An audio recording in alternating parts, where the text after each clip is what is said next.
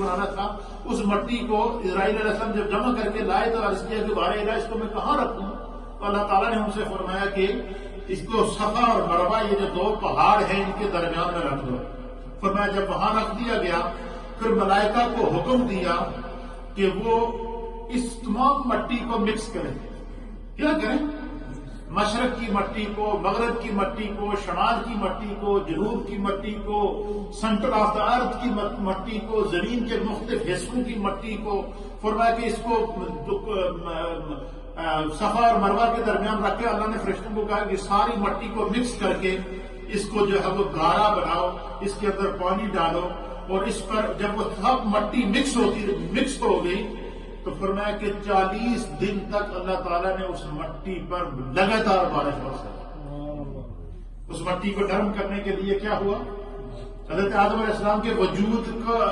کے بننے سے پہلے کے مراحل اس کو مفسرین نے بیان کرے کہ اس مٹی کو جو اسرائیل علیہ السلام صفا اور مروہ کے درمیان جب روئے زمین کی مٹی کو رکھا، مختلف مٹیوں کو مکس کر کے 40 روز تک اللہ تعالیٰ نے اس مٹی پر بارش برسائی، برستی رہی برستی رہی برستی رہی برستی رہی، دن کو بھی بارش، رات کو بھی بارش، ہر لمحہ بارش، 40 دن لگاتار بارش۔ 40 دن میں مفسرین اکرام نے لکھا ہے، علامہ ابن کثیر لکھتے ہیں کہ جلد نمبر 3 اور صفحہ 77 کے اوپر آپ فرماتے ہیں کہ 40 دن جو اس مٹی پر بارش برستی رہی، ان 40 دنوں کے اندر 39 دن غم کی بارش برستی رہی۔ کیا ہوتی رہی؟ غم کی بارش برستی رہی، اور 39 دن تک غم کی بارش برستی رہی، اور 40ویں دن اللہ تعالیٰ نے اس پر خوشی کی بارش برسی۔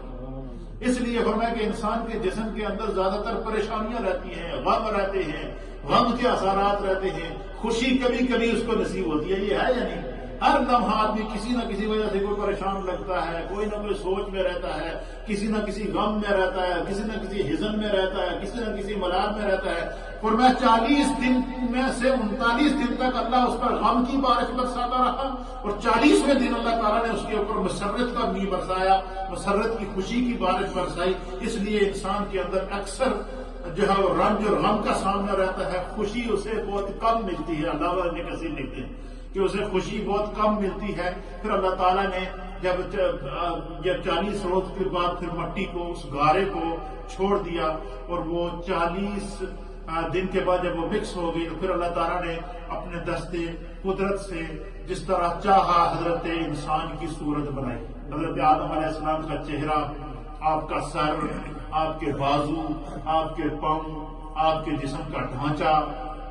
آپ کے جسم کا پورا یہ جو ایک انسانی باڈی کا پورا جو سکیچ ہے، یہ اللہ تعالیٰ نے بنایا۔ اور بنانے کے بعد جب وہ مٹی بنانے کے بعد پھر اس مٹی کیونکہ مکس ہو چکی تھی، وہ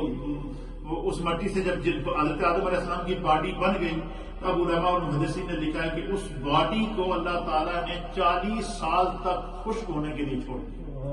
40 سال تک وہ ڈھانچہ اسی طرح وہیں پر صفا اور مروہ دونوں پہاڑوں کے درمیان رہا، 40 روز تک، 40 سال تک وہیں پہ رہا۔ پھر جو ہے وہ مٹی خشک ہوتی گئی، اور پھر اس طریقے سے ہو گئی کہ وہ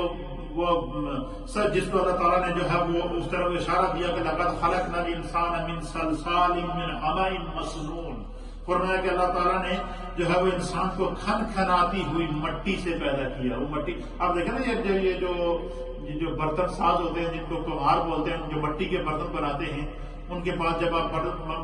مٹی کا گھڑا یا مٹکا لینے کے لیے جاتے ہیں تو لینے سے پہلے آپ اس کو ٹچ کرتے ہیں، وہ آواز دیتا ہے۔ تو اس کھن کھناتی ہوئی مٹی سے اللہ تعالیٰ نے انسان کو پیدا فرمایا۔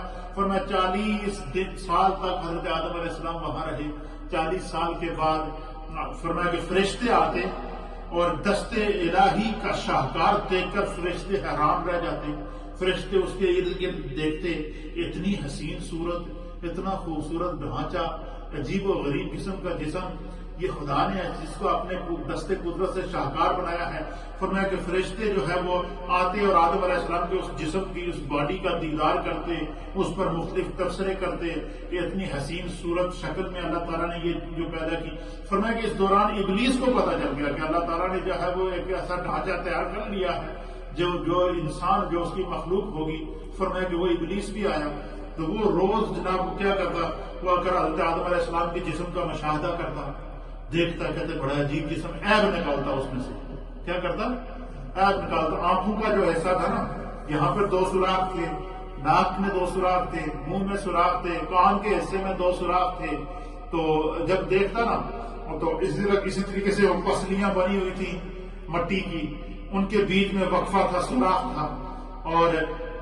یہ ساری صورتحال جب وہ دیکھتا نا شیطان، تو وہ کیا کرتا ہے ابلیس، تو وہ کہتا ہے اس میں سے عیب نکالتا، کہتا ہے بڑا عجیب مخلوق ہے اس کے، دیکھو یہ ادھر بھی سوراخ ہے، ادھر بھی سوراخ ہے، ادھر بھی سوراخ ہے، کبھی وہ ناک سے گھستا، کبھی وہ کانوں سے گھستا، کبھی انسان حضرت آدم علیہ السلام کے ڈھانچے کے اندر جو بنا ہوا تھا روح پڑنے سے پہلے اس کے اندر کہتا، اور پھر جو